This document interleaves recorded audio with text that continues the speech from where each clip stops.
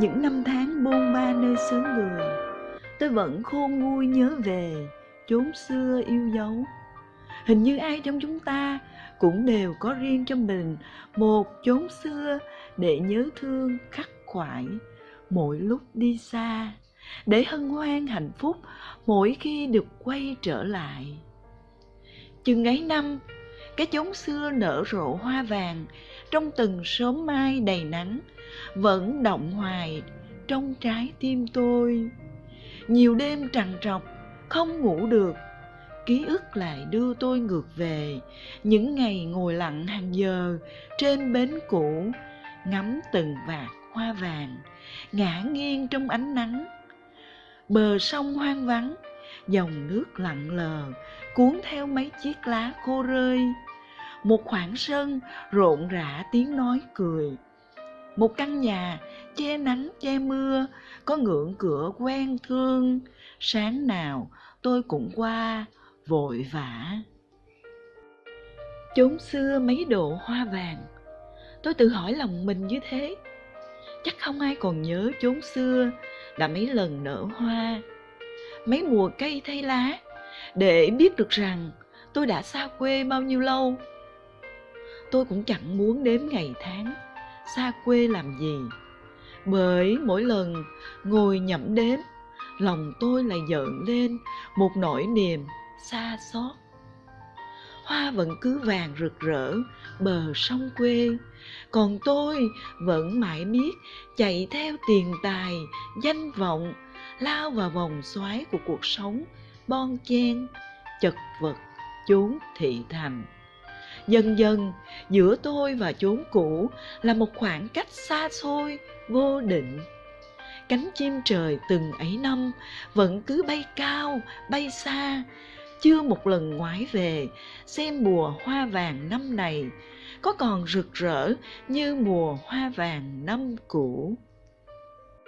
Chốn xưa mấy độ hoa vàng là bấy nhiêu lần chị tôi ra ngồi đợi anh về. Một cuộc hẹn hò trăm năm, một con đò muôn bờ, không hẹn ngày trở lại. Chị giấu nỗi đau vào lòng, mắt chị hằn in những vết chân chim. Màu thời gian đã rửa trôi những gì xuân sắc nhất của chị. Chị vẫn ngồi đó trải lòng cùng muôn dặm hoa vàng. Anh chưa trở lại, chị cũng không đi thêm bước nữa, dù đã mấy lần có người mối mai dạm hỏi. Bến sông vắng, bóng con đò, cuộc tình dang dở, tóc chị phai màu. Bông hoa kia không còn phù hợp để cài lên mái tóc hoa râm của chị nữa rồi. Chốn xưa mấy độ hoa vàng là bấy nhiêu lần má tôi ra bến sông lóng ngóng đợi tôi về. Tôi cứ hẹn hoài mà vẫn chưa về được. Má tôi cứ nương theo những lời hẹn của tôi mà ra chốn xưa có hoa vàng nở đợi chờ. Mắt má nhìn xa xăm, nón lá nghiêng che, tóc má lòa xòa trong gió.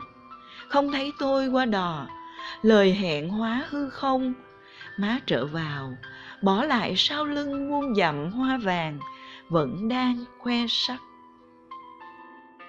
Ai đã trồng hoa vàng khắp bến sông quê, để rồi rực rỡ, để rồi gieo nhớ gieo thương trong tâm khảm kẻ tha hương. Hoa vàng đẹp mối duyên quê, hoa vàng chứng kiến những niềm vui, nỗi buồn, điểm tô cho bao đám rước rộn ràng sát pháo. Thuở thiếu thời, mỗi lần đi học tôi đều nấn ná ngắm khóm hoa ven sông. Hoa vàng đi vào trang thư đầu tay của tôi, được ép vụng về nhưng duyên dáng ở một góc. Mối tình đầu của tôi cũng diễn ra ở bến sông này. Bàn tay ngập ngừng chạm nhau mà trái tim tưởng như sắp vỡ tung trong lòng ngực. Tay trao thư tay, ngắt cành hoa cài lên mái tóc người con gái. Tình đẹp nhưng tình buồn. Ngày ấy, tháng ấy, mối tình đầu của tôi như gió thoảng, mây bay. Má nói, khóm hoa vàng giờ không còn nở rộ như xưa. Người ta làm đường, xây cầu. Dưới sông nhiều tàu bè qua lại, nên đóng thêm hàng cừ để giữ đất quê không sạt lở.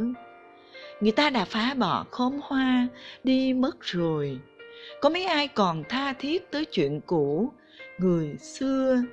Huống chi thiết tha một khóm hoa vàng có hay không cũng không làm người ta buồn đau xa xót.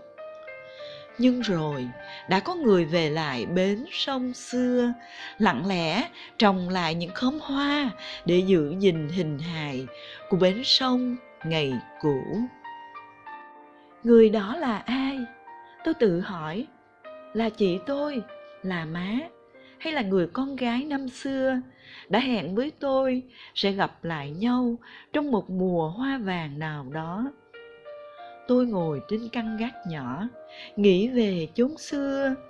Ôi, bờ sông quê, mấy độ hoa vàng, là mấy mùa nhớ thương, mấy mùa tôi xa xứ.